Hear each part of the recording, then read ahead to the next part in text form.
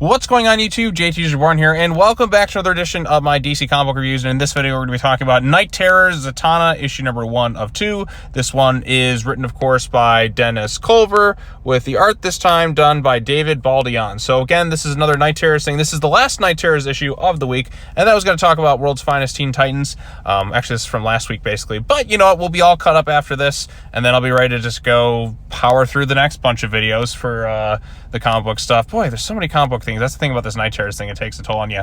But I'm on a mission to get all this stuff done, be all caught up in time for the next phase of videos, if you will. So this is the Zatanna one. And out of all the ones that were released from like Night Terrors issue number 1 through Night Terrors Zatanna, with the most recent week of Night Terrors, this was my personal favorite because it takes advantage of a thing where these events kind of shine, and that's seeing characters interact that you don't necessarily see interact all that often. And the charm and appeal of this one is Zatanna interacting with Robotman from the Doom Patrol. So there's a combination that I haven't really seen before. Maybe they've had it before at some point, I'm sure. In fact, I know there probably is something I'm forgetting, but it's not something you see all that often. And seeing these two characters play off each other, Zatanna's kind of desperate because she's one of the few people left in the waking world. She has to battle the Sleepless Knights who are kind of taking over. She's trying to protect everyone, and she's just like at a real disadvantage for this whole situation. And so she calls forth a champion, and the only champion who shows up is Robotman himself or whatever, like Cliff Steele. And she's kind of like, oh crap, why the Doom Patrol? Anyone but him. And then of course, like, she's caught up in this situation. They have to kind of work together, and then they do find connections. They blend, they work well with one another, because again, this is one of the few where it's in the waking world. So this one I feel is a little bit more, well, it feels a little different from some of the other Night Terror stuff, because mostly everything else has been in the dream world. And with the dream world, there's a lot of creative stuff you can do with it, but when there's 100+ issues, it doesn't feel going on at once. It doesn't feel like as exciting. So this one like feels like, okay, we're trapped in the waking world. We're seeing how the effects, how the stuff is coming out of the dream world into the real world. I don't know, like sometimes it's more interesting to go into the dream world, sometimes more interesting to have the dream world come into the waking world, but there's a lot of different things you can kind of do with it, so it should be fun. But anyway, so Zatanna's off doing her thing. They have to kind of work together. She's a little hesitant to bring in Robotman, and she's kind of bossy and mean to him, and he kind of like puts her in her place a little bit, but they find ways to kind of connect with one another, and then they kind of form a nice unlikely duo.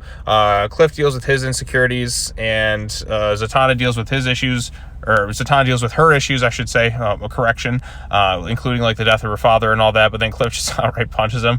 This one was my favorite. It was actually the most fun of all the issues. You see them kind of form a bond, and then it ultimately has the Queen of the Sleepless Knights, if you will, kind of merging Robotman under her control, and then he gets formed into the Rustbringer, and it sets the stage for another issue. So Zatanna's trying to do her part in this whole situation, but in all honesty, I liked this one the most. It was the most exciting. The team dynamic was fun. The artwork looked really good.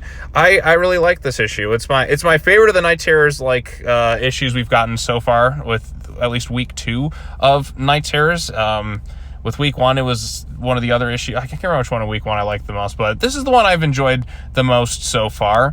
I just kind of had the most fun with it, and this is what Night Terror, like these type of events should do. We should get a chance to see characters who we normally don't get to see interact with each other, and do some kind of fun stuff with it. Like if we can get more issues like this, then I'll have more fun with it, rather than just the same thing where it's like, oh, characters' fears, insecurities, like what's in their nightmares, and a lot of the stuff is kind of stuff we've seen before. And again, writers are trying to do what they can with an event like this. I just didn't think it needed to be as massive as it is, but if we got more fun crossovers like this, and getting characters we don't normally see interacting off each other and doing some fun, interesting stuff with them, then it becomes a little bit more exciting for an event like this. So that's why I enjoyed this issue more. I really like the artwork, and I like the team-up aspect of these two characters. And plus, they're in the waking world where everyone else is mostly in the dream world. So it's nice to see something done at a bit of a different front after kind of reading every other issue this week, with the whole setup of it all. I mean, Deadman was off doing his thing, but having Zatanna in this thing, and I really like Zatanna in general, so anything focused on her, I'm generally going to be